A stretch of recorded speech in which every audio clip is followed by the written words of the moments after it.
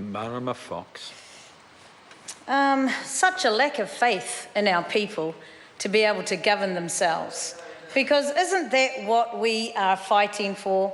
Isn't that why we come to this place? And in fact, isn't that why Wiremu Pere came to this place? You know, Wiremu Pere from Taitanga Mahaki and Rongofokata was described as being a mediator, as a person who was called upon to share his knowledge to settle disputes. He was schooled, yes, in the Anglican mission, but he was also schooled in the whare wānanga. He was schooled in the traditions of his ancestors, and he was called on to settle disputes not just between his own people, but between Maori and Pākehā as well. You know, he used his position to criticise the government. He used his position to oppose land sales, and he used his position to set up a trust that started with 18,000 sheep. Now, we've heard already that this is a very successful trust, a trust that has considerable assets, and a trust that has managed to exert their rangatiratanga over their lands for a long period of time. So why are we questioning their ability to continue to do that? And why are we questioning their desire to make these changes? Because these changes have been put through because they have asked for them.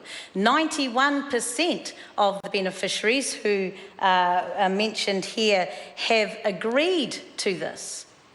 Now, the minister wouldn't be doing something in complete opposition to the will of the people. The people have asked for this to happen, and therefore this bill has been prepared. And we can debate back and forth the intricacies of it, but essentially we're doing this to support their aspirations, their tino rangatiratanga, their desire to advance their asset holdings and to do more with the land that they still have. And they have that land because Wiremu Pere was visionary.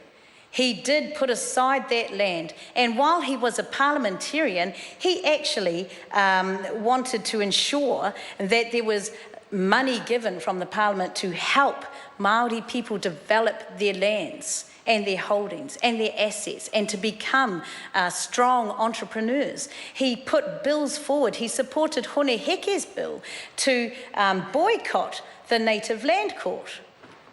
They had too much power.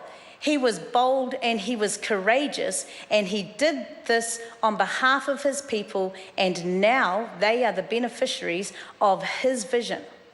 Now, after all these years, more than 100 years of having run their assets as a trust, they have asked for this to happen. They have learnt over that time. They are capable people. Now, I find it a little bit disrespectful that actually we're questioning their ability to do this. It only takes one rogue trustee. One rogue trustee. Well, these people have been operating well for a good long time and have proven their worth in developing the assets to a considerable base, as we've already talked about.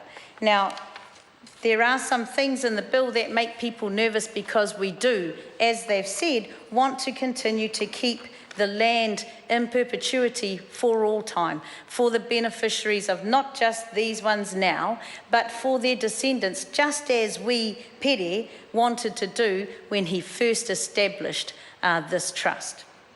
Mr. Speaker, I think the bill has been considered with the people.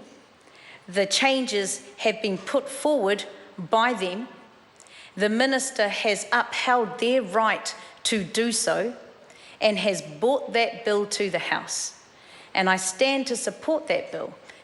I don't have to keep going on about the things that are in here. Everybody's talked about it. The minister's completely articulated the changes that want to be made. And yes, we can debate the intricacies of it at select committee. But essentially, we stand not just to support this bill, but to support the people in their ability to be self-determining about the way in which they want to operate their lands and their holdings. And so, Mr. Speaker, I commend this bill to the House.